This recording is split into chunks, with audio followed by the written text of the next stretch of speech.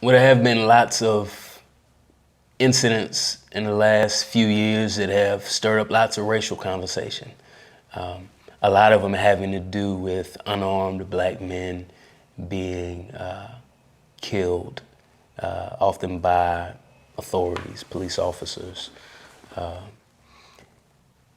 it's so grieving, you know. It's so difficult to think about and work through. And one of the things that I think, if the church is going to respond to all these incidents, we have to be very intentional about it. You know, the world is talking about these things because they keep happening. And it would be a wasted opportunity for us if we didn't ask ourselves, there are terrible things happening out there. What kind of terrible things are happening in here? You know, what kind of prejudice is happening within our churches? What kind of unwillingness to bend for the sake of unity happening inside our churches? What types of stereotypes do I believe? What types of racial prejudice exist in my heart? If we don't ask those questions, I think we're making a mistake. And if we don't think about how the gospel that we preach speaks into those, we're making a mistake. So what we have right now is an amazing opportunity, a grieving opportunity, but an amazing opportunity to talk about how the gospel of grace speaks into those things. And I think it's an opportunity for us to examine ourselves and help the world see some things. So we see this racial divide out in the world. And Jesus says, hey, people are going to know you my disciples by the way you love one another. Let's show the world the kind of unity that the gospel can produce.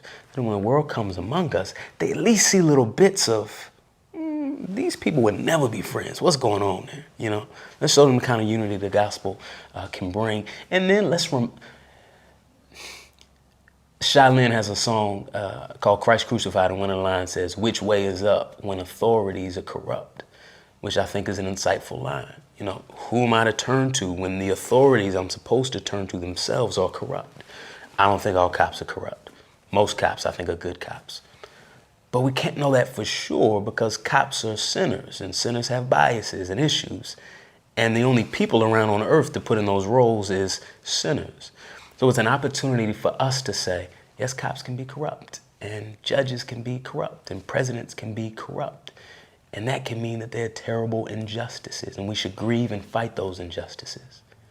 But the hope of the gospel is that there's a perfect judge, that there's a perfect authority, that there will be perfect judgment, and that we can trust in Jesus. We can escape the judgment that we deserve for our sin, but we can know that God will bring perfect justice.